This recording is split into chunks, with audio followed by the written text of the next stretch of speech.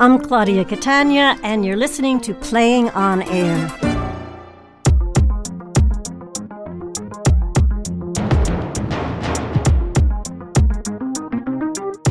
You're about to hear 3:59 a.m., a drag race for two actors, by Marco Ramirez.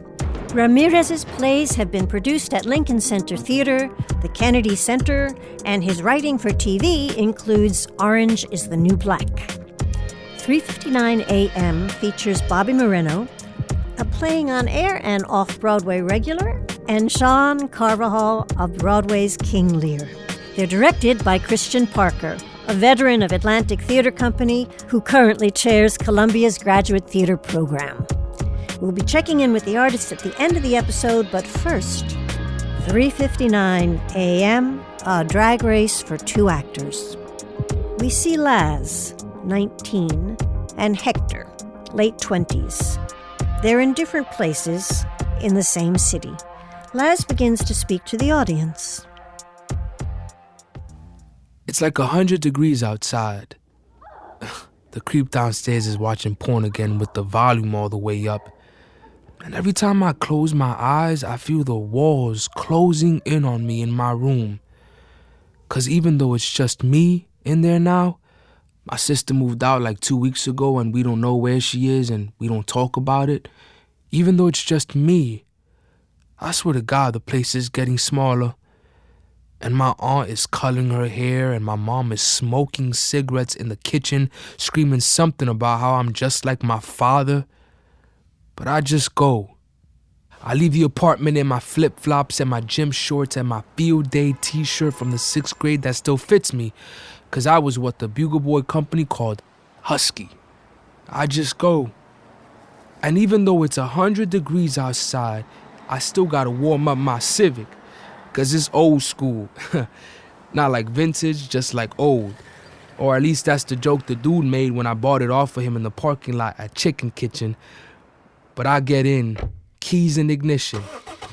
And for a minute or two, I just listen to that Honda engine putt-putt something in Japanese. And it comes to life. The trunk smells like chop curry mustard and Mr. Pibb, but that doesn't matter. 'Cause with the volume all the way up, I sink into the driver's seat like it was custom made for us Huskies. And I start driving in my flip-flops and my gym shorts and field day t-shirt from the 6th grade that still fits me. And I don't remember putting my foot to the pedal, or first gear, or second gear, or stoplights, but I'm gone. I fly. And next thing I know, I'm down to half a tank of gas, and I look at the clock, and bro, it's 2 o'clock in the freaking morning. And my manager's being a jerk, and not just because all managers are always jerks. I mean, tonight he's being like a remarkable jerk. So I wave to him all nice on my way out of the job, and I take out my keys, and I take out my cell phone on my way to the car, and I am so tired, and I am so hungry. And I didn't want to work a second shift today, but my wife's 3 months pregnant, so that means I'm working a third and a fourth shift if I have to, and I just want to go home. I know it's 2 o'clock in the morning, but I call her anyway just to let her know I'm on my way, and she picks up fast, like the phone was already in her hand. And the first thing she says is, "How was work?" But she's not asking, she's stalling. And there's this silence. But I hear monitors and machines in the background. And she's with her mom and my mom, and I'm like, what? And she tells me she didn't want me to worry. 3 months pregnant, she didn't see the point in bothering me at work. But that doesn't even matter. And that's when she tells me we lost him. And 10 minutes later, my sleeves are covered with tears and snot. 20 minutes later, my knuckles are scraped and dented from punching the dashboard. Windows fogged. Empty parking lot. It's just me in there now. And I'm getting calls from the hospital, but I can't pick up. Just me. And this is the point where I realize I've memorized the geography of my Subaru. Dashboard. Turn signal. Scooby-Doo steering wheel. It was familiar before, but now I got all of it memorized. Keys in ignition. It's my car, yeah, but at this point, these things have all been staring quietly at snot dripping out of my nose, and we've become friends. And I know I should. I know it should be the first thing I do, but something tells me I can't see her. I can't. Not because of her, because of me. Because I'm just not strong enough. Keys in ignition. So I start the car. And I don't remember putting my foot to the pedal. I start that car. I don't remember first gear or second gear, but by now I've driven past the places I know. And I just go. And I'm not thinking about my sister, or the look on her face when she left, or how weird it is to sleep in that room, or the fact that I prayed, me, the loser of all losers, to make sure she was all right. And I'm not thinking about how I should call her, even though my mom told me if I did, I'd be a traitor and an embarrassment to the family. And I'm like, the family?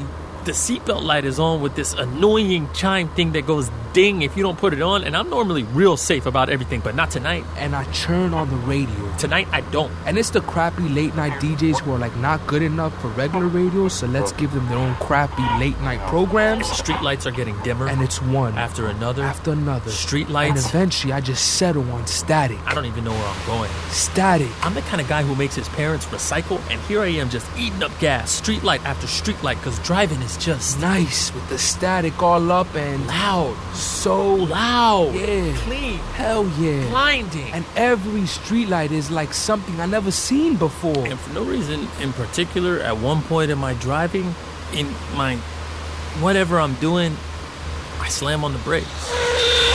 Put it in park. And I put the car in park. And I look at my watch and Jesus, bro. At this point, it's 3:58 a.m. and I don't know where the hell I am. But I don't care. Wherever it is I've driven, everything looks like pitch black. Except a thin trail of moonlight tracing over a couple buildings in the background. Like in the movie Tron. And normally there's someone on the street even this late, right? Normally there's at least a cop car or a crackhead. But right now, there's nothing. Bro. Tron. And I hear this stupid putt-putt sound coming from a car next to me. And in the middle of all the dark, I look up and there's this dude I've never seen before. And it's just us and our steering wheels. And he looks me in the eyes like we're either best friends or mortal enemies. Cowboys. In the eyes. Showdown. Like we're friends. And I revved the engine. Oh, yeah? Hey, you have to understand, I've never revved the engine before. I don't even know how you spell that. Like he's some kind of bad boy in his Subaru. CarMax. I do the same. And it's just me and this guy I don't know. And everything is pitch black except his headlights. And I have no idea where we are. We're in some part of the city they don't even put on maps. Come on. And am I really about to race someone? Come on, yo. Oh, my God.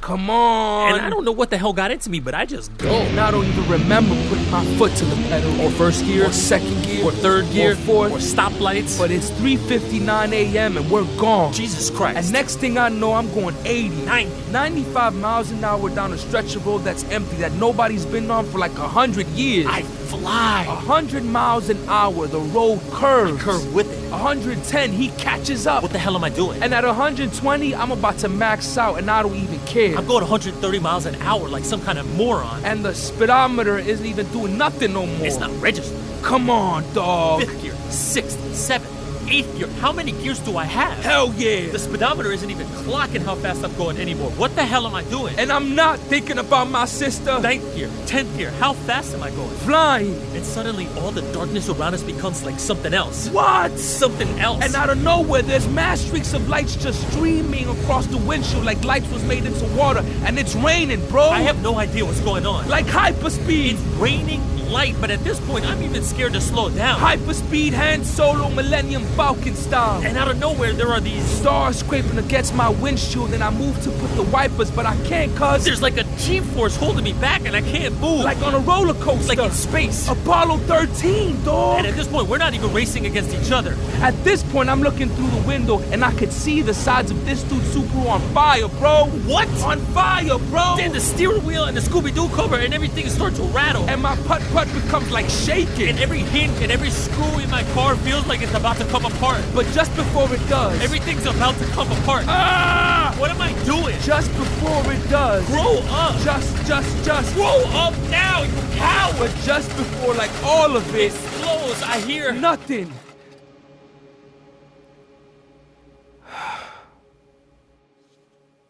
And there's this moment of nothing. And through the flames and the light and the dark and the shaking and the speed, I see this dude's face I never even seen before. And wherever it is I've driven, everything looks pretty much pitch black. And when I wake up, my car's in the middle of an intersection. Street light, puddle, garbage cans, payphone, just... An intersection. And I'm in one piece. Yup. And so is he. What? And somewhere a gutter drips. And you could hear a car a block or two away. And now everything's... normal. My tank's almost empty. My engine's back to putt-putting. And I lean out my window, and I can see there's a streak, like a burn mark on the side of my car. But other than that... we're alive. And I look at this guy, and I don't know what to say. And neither does he. But this stranger shoots me this little head nod, like... And that's enough. And I turn the key in the ignition. Putt-putt. Putt-putt. Dashboard. Turn signal. Scooby-Doo steering wheel. Like normal. And I put my seatbelt on. It's 3:59 in the morning. Still. And I don't know where the hell I am. But I got somewhere I need to go. Chop chop smell. Street light. Puddle. Garbage can. Payphone. Payphone. And now I'm out of my car. And now I'm picking up the handset. Now I'm out of my car. And my sister gets a call.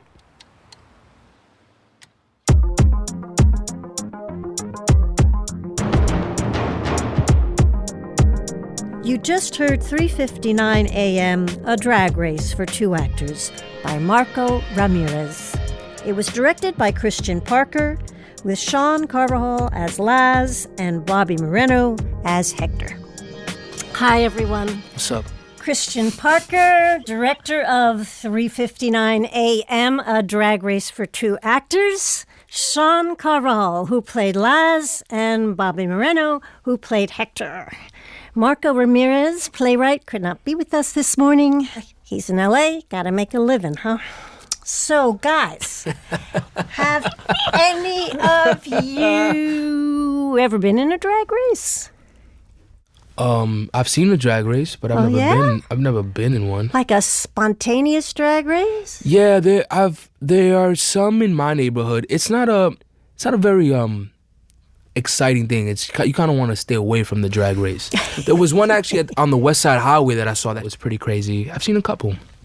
I grew up in Texas, and where my parents live now, it's like back out on the country roads. And I've never gotten up to 130, but gotten it over 100 on a straight country road and just been like, sort of like, what is happening? It's pretty wild to drive that fast. But that's on the straightest stretch of land and without any cars around.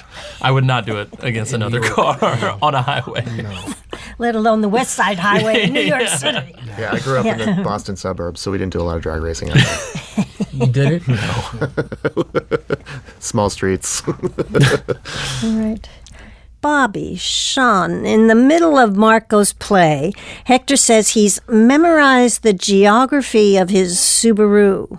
Did any of you have formative cars now or back when you were teenagers that really defined or captured something essential about you when you drove them? Yeah, I have my first car that I bought, and I think this says something about what my character was at the time. It was a 67 Cougar, and it was like faded mustard yellow, and I didn't know anything about cars, and my stepdad was going to help me fix it up, and I was 16, and it was going to be amazing, and it just sat in our driveway, and I bought it for $1,000, and then 2 years later, nothing had happened to it, and I sold it for $1,000, and I never drove that car, and it's one of the great regrets of my life because he knows everything about cars and we could have made it amazing. And it's just this what if I would have fixed up that 67 Cougar. Yeah.